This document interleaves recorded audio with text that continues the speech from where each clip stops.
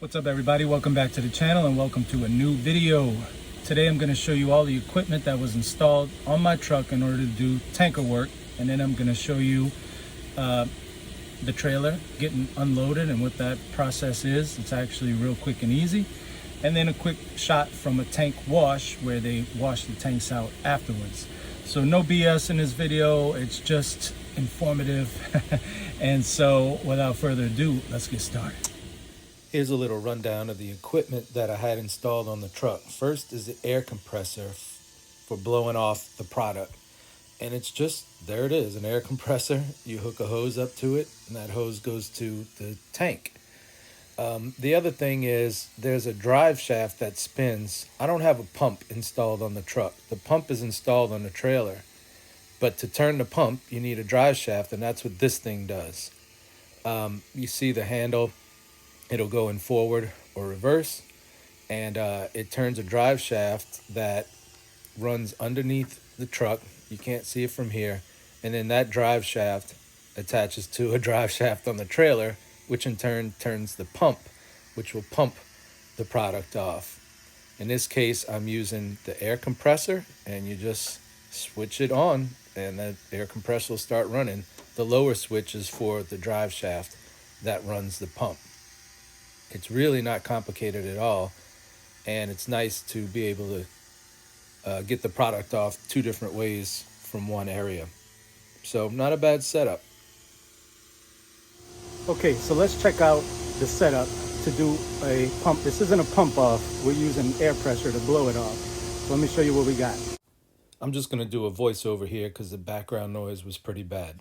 Anyway, the product comes out of the back of the trailer, and there's two valves that holds it in. That's the external valve, and this is the handle to open the internal valve that's inside of the tank. You crank that handle, and a valve inside the tank will open.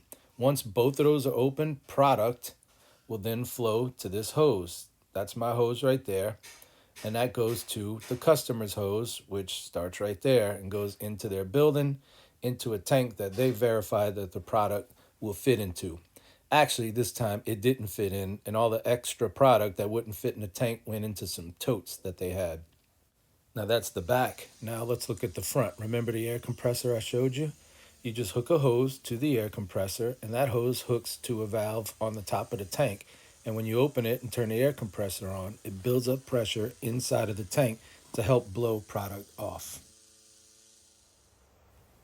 And if you're wondering how a tanker trailer gets cleaned out or washed out, you bring it to a tank wash. It's as easy as that. They have to clean them out in case you're not putting the same chemical back in. Or even if you are, the shipper will want to know that the tank has been cleaned so it's not contaminated. So they just steam clean the inside, and that's it. And before I leave you on this video, I'm going to answer another question that some people have. How do you stay cool at night? Do you idle the truck all night long just to run the AC? I don't. I bought a portable air conditioner and a generator. The generator will get on 1 gallon of gas about 5 to 5.5 hours. We'll call it 5 hours. So that's 2 gallons of gas for a 10-hour break. And right now in Houston, gas is $4 a gallon, so that's $8 for a 10-hour break. Now they say when you idle a truck, it burns 1 gallon of fuel per hour. So on a 10-hour break, that's 10 gallons of fuel. And at $5 plus, depending on where you're at, some parts of the country, it's $6 a gallon. $6 a gallon times 10 gallons, that's $60. You could get you a Motel 6 for that price just to idle the truck for 10 hours to have air conditioning. So $60 or $8. I'm gonna go with the $8. Obviously there was the initial investment of buying the generator and the AC, but to me it's worth it. Let me show you my little setup.